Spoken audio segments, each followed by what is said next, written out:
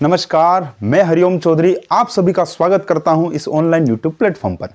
ठीक है, आज जो आपके सामने लेकर आया हूं ना वीडियो, यह है कक्षा 10वीं की अध्याय 3 है ना, दो चर वाले रैखिक समीकरण पर आधारित है। आपके सामने इस अध्याय 3 का बेसिक वीडियो लेकर आया हूं। इसके अध्याय के बारे में आपको पूरी विस्तृत जानकारी देने वाला हूं। तो शुरू करते हैं, देर न लगाते हैं, है ना। आप बात को समझिए। अध्याय 3 दो चर वाले रैखिक समीकरण युग्म।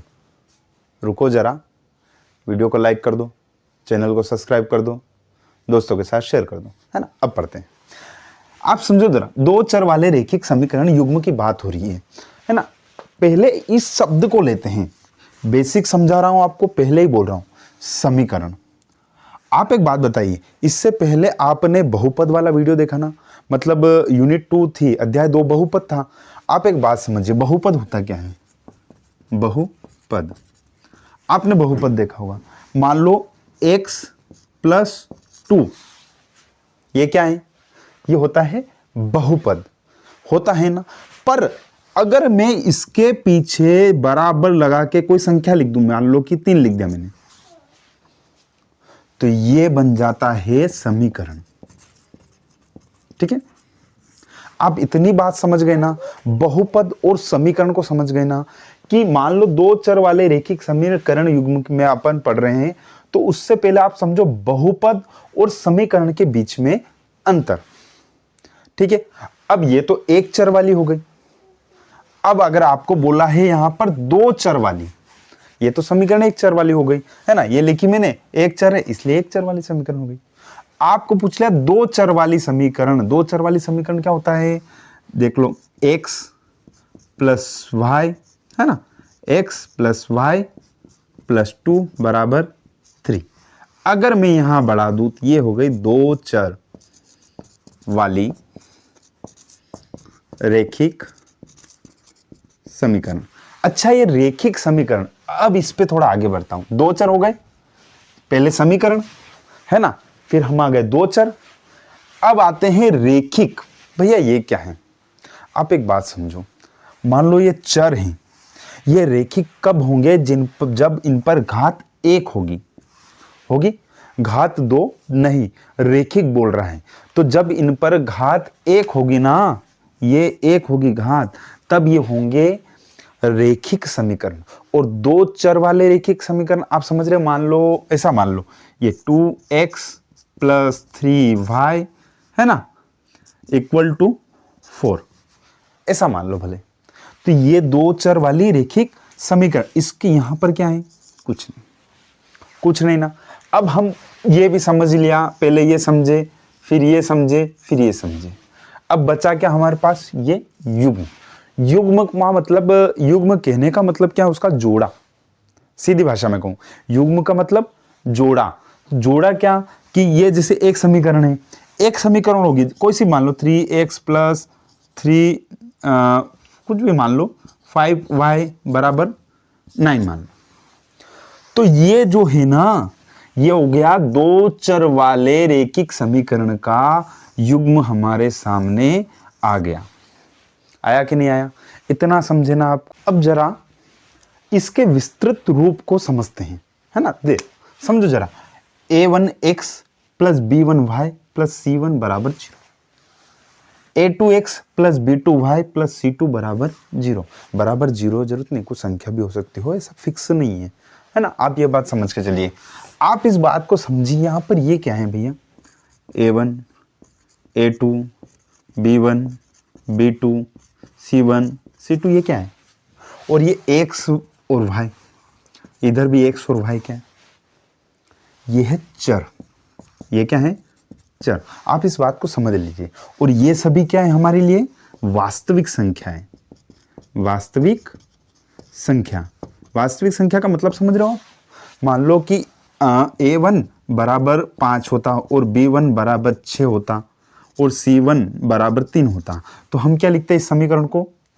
5x, a1 की जगह क्या लिखते हैं हम? 5, तो 5x, है ना, थोड़ा सही से कर दें, 5x। b1 की जगह हम क्या लिखते हैं भैया? 6 है, तो प्लस 6y, है ना। और c1 की जगह क्या लिखते हैं? 3, तो +3 इक्वल टू 0। समझना आप। इसीलिए ऐसा a1 b1, मान लो ऐसा a2 b2 भी होता है, a2 बराबर 3, b2 बराबर 4 और c2 बराबर 1 होता, इस प्रकार से मान लो। तो a2 की जगह क्या आता 3, तो 3x, b2 की जगह क्या आता 4, तो 4y, है ना। अरे गलती क्यों होती रे, चलो 4y, है ना। और c2 की जगह 1, तो +1 इक्वल टू 0। इस प्रकार से समीकरण बन जाती है हमारे बीच। इसीलिए बोला है इसका विस्तृत रूप है, पूरा समझो जरा। और क्या बोल रहा हूं, दो चर वाले रेखिक समीकरण। रेखिक समीकरण कब, जब इनके ऊपर घात आएगी 1 1 1।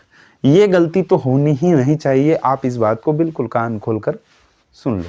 और एक चीज, ये सभी क्या है, a1 b1 c1 a2 b2 c2 वास्तविक संख्या है, इतना समझ लिया। x y क्या है, ये चर राशि, इनका मान बदलता रहता है, इनका मान निकालना होता है, इनका मान निकाल के हमें देना है ना। ठीक है, इतना समझ लिया। इसके आगे और इसकी डिटेल जानते हैं, इसके बारे में जानते हैं, जरा इसको थोड़ा समझते हैं, है ना। कि समीकरण निकाय, दो रेखिक समीकरण युग्म में 3 प्रकार की स्थिति बनती है। आप एक बात समझ लीजिए, जब भी दो रेखिक युग्म आपको दिए जाएंगे, उसमें 3 प्रकार की स्थिति आपके सामने होगी। कौन सी होगी, स्थिति पहली, दूसरी और तीसरी समझाने का पूरा प्रयास है। देखो होगा क्या, a1/a2 है ना, b1/b2 और c1/c2 आएगा, है ना। यह लगाना रह गया था, जरा अपन ही लगा देते हैं, c1 c2। ऐसी स्थिति बनेगी जब हल कर a1/a2 is not equal to b1/b2 is not equal to c1/c2। कब, दोनों रेखाएं प्रतिच्छेद करेगी। ये स्थिति कब बनेगी, देखो आप एक बात बताओ, दोनों रेखा प्रतिच्छेद कैसे कहना क्या चाहता है, कि मान लो एक रेखा इस प्रकार जा रही है, एक रेखा इस प्रकार जा रही है, एक दूसरे को प्रतिच्छेद कर रही है, काट रही है, प्रतिच्छेद कर रही है, समझ गए होंगे ना आप। तो जब ऐसी स्थिति बनेगी ना, तो ये प्रतिच्छेद का एक बिंदु प्राप्त होगा ना, दोनों रेखाएं प्रतिच्छेद करेगी, केवल एक हल प्राप्त होगा, हुआ ना एक हल प्राप्त। अतः संगत निकाय, ये निकाय कौन सा कहलाएगा, संगत निकाय की स्थिति बनेगी ये भी, है ना। दूसरी कौन सी स्थिति बनेगी हमारे सामने, कि a1/a2 बराबर b1/b2 बराबर c1/c2। दोनों रेखाएं संपाती होगी। संपाती का मतलब समझ रहे आप, एक के ऊपर एक, इस प्रकार से जब दोनों रेखाएं संपाती होगी ना, तो अब यहां स्थिति यह बनेगी कि इसमें क्या होगा, दोनों रेखाएं संपाती होगी, अनंत हल होगा। अनंत हल मतलब कितने ही प्रकार के बिंदु प्राप्त हो जाएंगे, वहां पर एक हो रहा था, यहाँ कितने ही प्रकार के प्राप्त होते हैं, इसलिए बोलते हैं अनंत हल। ठीक है, अब होता क्या है, तीसरी स्थिति बनेगी। अब तीसरी स्थिति को समझो आप। तीसरी स्थिति में क्या होगा, दोनों रेखाएं समांतर होगी, है ना। तो ऐसी स्थिति क्या, a1/a2 बराबर b1/b2 is not equal to c1/c2। ये दोनों बराबर होंगे, पर ये तीसरे के बराबर नहीं होंगे। मतलब कुछ ऐसी दोनों रेखाएं बराबर समांतर होगी, समान दूरी की होगी, समांतर समान दूरी पे होगी। देखो अब यहाँ पर एक दूसरे को प्रतिच्छेद, एक बिंदु प्राप्त, दो बिंदु प्राप्त, यहाँ तो स्थिति ये बन रही है, भैया कोई भी बिंदु प्राप्त नहीं होगा। क्यों नहीं होगा, कोई हल नहीं, क्यों नहीं होगा, समांतर है, स्पर्श करने की कोई गुंजाइश ही नहीं है ना। तो प्रतिच्छेद कर रही थी, मतलब केवल एक हल, एक क्रॉस, है ना, एक बिंदु। अब समांतर थी, मतलब ये इस प्रकार की स्थिति थी, है ना, सॉरी संपाती थी। तो अब समांतर है, समांतर में ये स्थिति बनेगी, और यहां कोई हल नहीं, यहां आएगा आपका असंगत निकाय। मतलब ये निकाय किसी प्रकार से संगत ही नहीं है, असंगत है। ये था सही एक बार कि चलो संगत निकाय, ये किसी प्रकार से संगत ही नहीं है। अब आगे बढ़े इन दोनों को सोल्व करने की विधि के बारे में, है ना। एक तो ग्राफी विधि होती है और एक बीजगणितीय विधि, इसके बारे में थोड़ी चर्चा करते हैं, है ना, कि दो प्रकार के समीकरण को और किस प्रकार से भी हल कर सकते हैं। अब आप देखो इसको आगे विस्तृत जानकारी। जब हम विधि की बात करते हैं, इस प्रकार के दो रेखिक समीकरण युग्म को हल करने की बात करते हैं, तो हमारे पास कुछ इस प्रकार की विधियां प्राप्त होती हैं। पहली एक ग्राफी विधि, जो हम पढ़ने वाले हैं, जो हमारे चैप्टर में है, जिसे हम समझने वाले हैं। साथ ही होती बीजगणितीय विधि। अब बीजगणितीय विधि में 3 प्रकार की विधियां आती है। कौन कौन सी आती है, प्रतिस्थापन विधि, ठीक है, विलोपन विधि, और तीसरी आती है वज्र गुणन विधि, है ना। ये तीनों विधियों का मैं वीडियो बनाने वाला हूं, है ना, बहुत जल्द डलने वाला है, आप जाके देख लीजिएगा, ठीक है। और साथ ही समझिए, अब आता है ग्राफी विधि, है ना। अब इसको समझो, इस प्रकार के समीकरण से हल करना पड़ेगा आपको, मान रख के। ये ग्राफी विधि है, बहुत ही सरल तरीके से समझने वाले हैं। ये बेसिक वीडियो था, आपको 10th क्लास की जो यूनिट 3 है ना, अध्याय 3 दो चर वाले रैखिक समीकरण युग्म का जो ये बेसिक वीडियो है, उम्मीद है आपको पसंद आया होगा। इस चैप्टर में इतनी ही आवश्यकता है, इसलिए इससे ज़्यादा परेशान आपको करने की मेरी भी इच्छा नहीं है ना। तो इसको समझ लीजिएगा, बड़े ही सरल तरीके से देखेगा।